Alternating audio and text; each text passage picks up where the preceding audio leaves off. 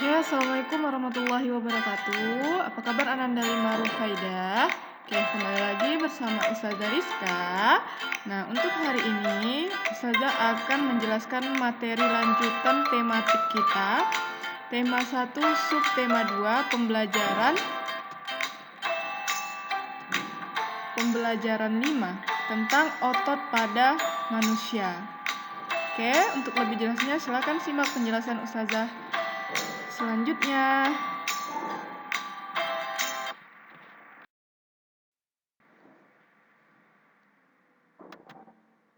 Oke, sebelum memulai pembelajaran kita pada hari ini, marilah kita buka dengan mengucapkan basmalah. Bismillahirrahmanirrahim.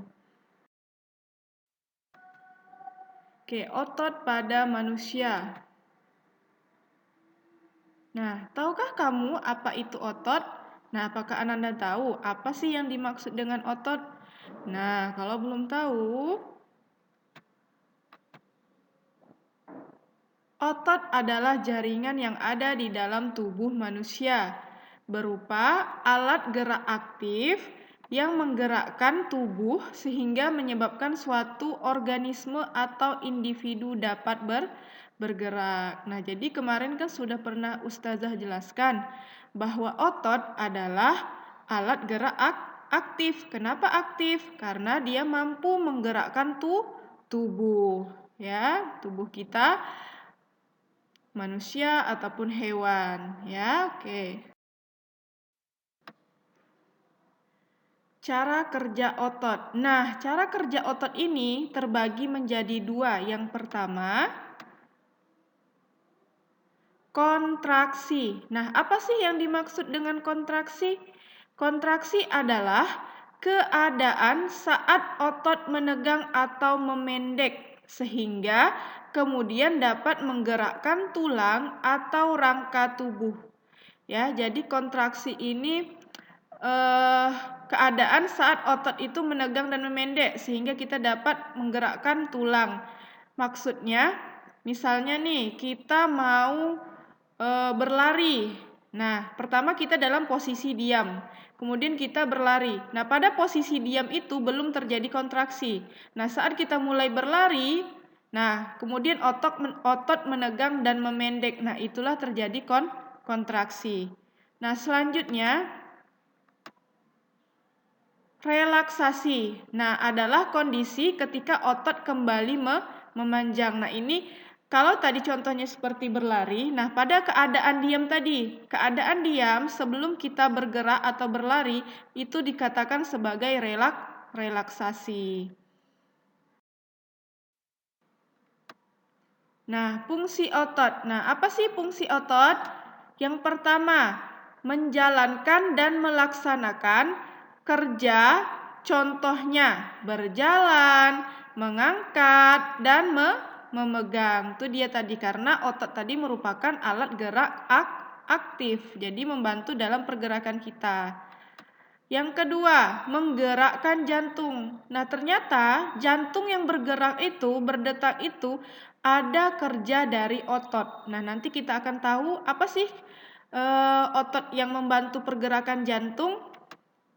Nah, yang ketiga, mengalirkan darah yang terdiri atas zat-zat, yaitu nutrisi, oksigen, dan lain-lain. Nah, di sini fungsi otot ini dia bekerja sama dengan sistem peredaran darah pada manusia. Ya, jadi darah kita itu dialirkan ke seluruh tubuh. Nah, darah kita itu berisi atas nutrisi yang kita makan, juga oksigen, sehingga kita mampu beraktivitas, ya, bisa hidup. Oke, berikutnya macam-macam otot. Nah, ada berapa sih otot-otot pada manusia? Nah, ternyata otot-otot pada manusia itu ada 3. Oke, yang pertama, otot polos. Otot polos adalah otot yang bekerja tanpa kesadaran kita. Jadi kita tidak sadar bahwa otot itu bekerja. Ya, otot polos ini dibentuk oleh sel-sel yang berbentuk gelendong, di mana kedua ujungnya runcing dan mempunyai satu inti sel. Nah, apa maksudnya? Oke.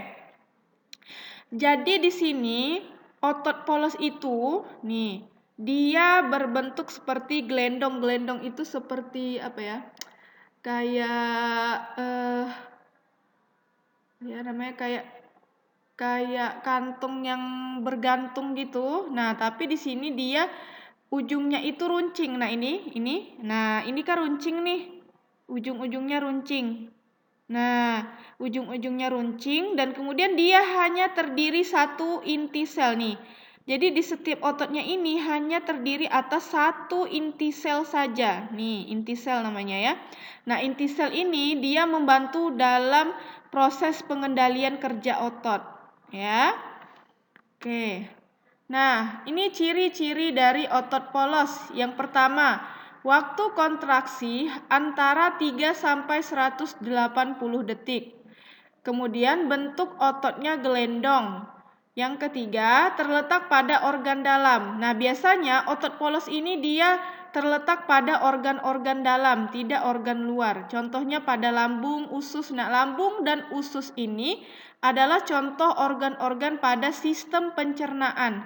Nah, jadi kalau lambung bergerak, lambung itu bergerak ya. Lambung itu bergerak, tapi kita tidak sadar kalau lambung bergerak. Kan ada namanya gerak peristaltik. Nah, itu geraknya itu dibantu oleh otot polos. Kemudian usus juga bergerak. Jadi kalau misalnya kita makan, nah makanan kita sebelum dikeluarkan dalam bentuk air seni ataupun tinja, nah itu diproses dulu. Nah, diproses dihaluskan. Nah, jadi dari lambung nanti dia ke usus. Nah, usus ini juga terjadi pergerakan. Pergerakan meremas juga supaya makanan yang kita makan tadi semakin halus. Gitu. Nah, pergerakannya juga dibantu sama otot polos. Kemudian saluran peredaran darah juga. Kemudian memiliki satu inti sel. Nah, tadi seperti yang Ustaz jelaskan, hanya satu inti sel pada setiap ototnya. Kemudian pergerakannya lambat dan mudah lelah. Nah, jadi geraknya itu lambat dan kemudian juga mudah lelah. Kemudian dipengaruhi oleh saraf otonom atau saraf tidak sadar. Kemudian tidak dipengaruhi oleh otak. Nah, tadi karena dia bergerak tanpa kesadaran kita. Oke, yang kedua, otot lurik. Nah, apa sih otot lurik? Otot lurik adalah otot yang menempel pada rangka tubuh manusia yang digunakan dalam pergerakan. Pergerakan. Nah, jadi otot lurik adalah otot yang bekerja di bawah kesadaran.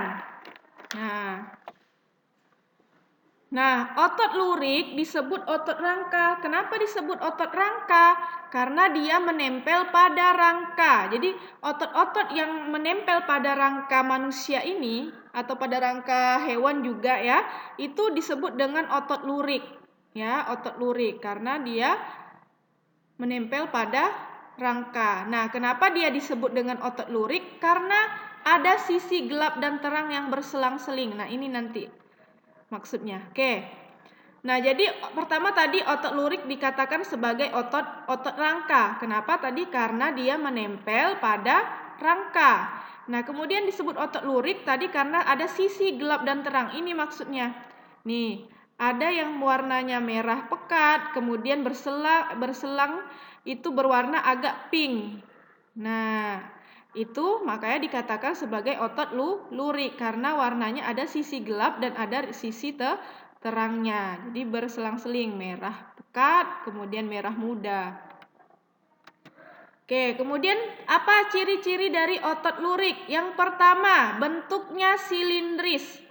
Apa maksudnya silindris? Silindris itu seperti bentuk tabung ya. Nah, tabung. Oke. Dengan garis gelap terang tadi. Kemudian melekat pada rangka, bekerja secara sadar dengan perintah otak. Jadi dia bekerja dengan perintah otak. Contoh. Jadi contoh dari otot lurik ini, saya ambil langsung ke ciri yang terakhir adalah otot pada lengan tangan dan kaki. Maksudnya misalnya pada saat lengan tangan ingin memegang sesuatu. Nah, ingin memegang sesuatu, misalnya kita ingin memegang botol atau ingin mendorong meja. Nah, itu kan kita sadar kita akan melakukannya. Nah, itu dibantu oleh otot lurik dan bekerjanya itu didasari atas perintah otak. Jadi sadar kita melakukannya. Kemudian cepat dan mudah lelah. Bentuknya panjang dan memiliki banyak inti sel nih, bentuknya panjang-panjang. Kalau tadi otot polos kan runcing, kalau ini memanjang. Kemudian banyak memiliki inti sel. Kemudian mempunyai pigmen mioglobin. Nah, apa pigmen mioglobin? Pigmen mioglobin itu adalah pigmen yang memberikan warna pekat ini. Jadi warna seperti merah darah itu. Nah, merah darah itu adalah pigmen mioglobin. Otot jantung. Otot jantung adalah otot yang bekerja secara terus-menerus tanpa istirahat atau berhenti.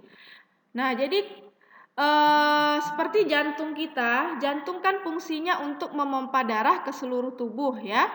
Nah, kalau misalnya otot jantung bekerja kemudian terhenti, otomatis kita tidak bernyawa lagi. Nah, makanya otot jantung ini bekerja secara terus-menerus tanpa istirahat dan berhenti. Nah, itulah kebesaran Allah tadi membuat otot jantung ini dia terus bekerja tanpa henti, tanpa capek sehingga kita dapat hidup ya. Kalau misalnya jantung berhenti, otomatis kita tidak hidup. Nah, jadi otot jantung ini bekerja tanpa kesadaran kita. Ya, jadi kita tidak sadar otot jantung itu bekerja secara terus-menerus. Tapi kalau misalnya kita pegang, kita akan merasakan detak jantungnya gitu. Nah, ini dia. Nah, otot jantung ini kalau Ananda perhatikan bentuknya seperti penggabungan antara otot polos dan otot lurik. Kenapa? Kalau otot polos tadi dia kan agak bercabang kemudian runcing ya. Kemudian kalau misalnya otot lurik dia kan ada selang-seling warna merah pekat, merah muda, kemudian agak seperti berbentuk silindris. Nah, ini penggabungannya ya, penggabungan dari otot lurik dan otot polos. Nah, ciri-cirinya. Yang pertama, ototnya berbentuk silindris. Jadi berbentuk silindris itu sama seperti otot lurik, memiliki percabangan. Nah, sama seperti otot polos, kemudian terletak pada jantung. Jadi otot jantung ini hanya terletak pada jantung. Ya, jadi pada jantung untuk membantu proses memompa darah. Kemudian memiliki satu inti sel yang berada di tengah, ini inti selnya. Bekerja terus-menerus tanpa butuh istirahat.